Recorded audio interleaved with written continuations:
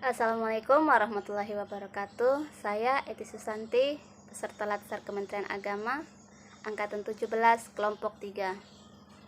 Di sini saya ingin menyampaikan pembelajaran yang saya dapatkan di hari ke-1 sampai hari ketiga di agenda ketiga. Nah, pengalaman yang saya dapatkan di sini yaitu yang pertama tentang pembuatan mind mapping. Nah, pembuatan mind mapping ini mengharuskan kita membuat sebuah desain dari modul atau materi, bentuknya berupa denah atau bagan. Tapi di sini dia lebih menuntut kreativitas kita.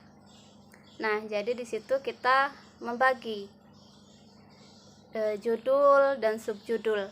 Kemudian warna yang digunakan juga harus konsisten. Warna untuk pilihan yang judulnya harus berbeda dengan subjudulnya. Demikian juga warna subjudul juga harus berbeda dengan poin-poinnya. Nah, hal tersebut itu sangat menuntut kemampuan kita dalam menentukan bentuk apa yang harus kita gunakan di situ, supaya mind mapping itu menjadi memang benar-benar menjadi jalan kemudahan bagi kita untuk belajar. Nah, yang kedua yaitu saya mendapat ilmu dari whole of government. Nah, di sini saya mengetahui ternyata isu yang berkembang baik di tempat kita bekerja maupun di negara kita ini ternyata tidak hanya isu-isu belaka. Nah, isu-isu tersebut itu harus diuji kelayakannya terlebih dahulu.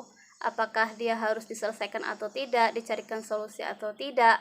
Nah, itu semua tergantung dari analisis yang kita lakukan.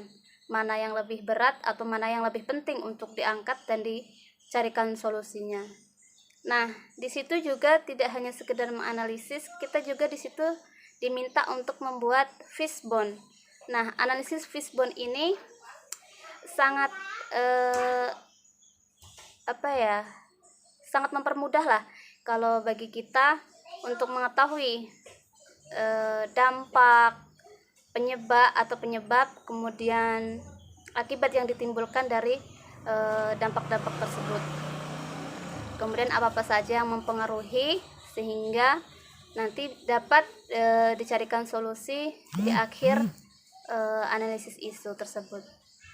Kemudian sebagai bahan koreksi untuk kami peserta mungkin harus lebih jeli dalam memahami atau mengerjakan tugas-tugas yang diberikan oleh tutor.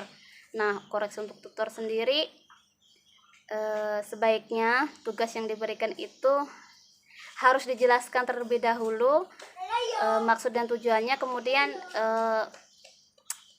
seperti apa model tugas yang harus dibuat supaya nantinya tidak terjadi kesalahpahaman atau kesalahan dalam memahami tugas-tugas yang diberikan oleh tutor. Demikian pembelajaran yang saya dapatkan dari hari ke-1 sampai dengan hari ketiga di agenda ketiga. Terima kasih. Wassalamualaikum warahmatullahi wabarakatuh.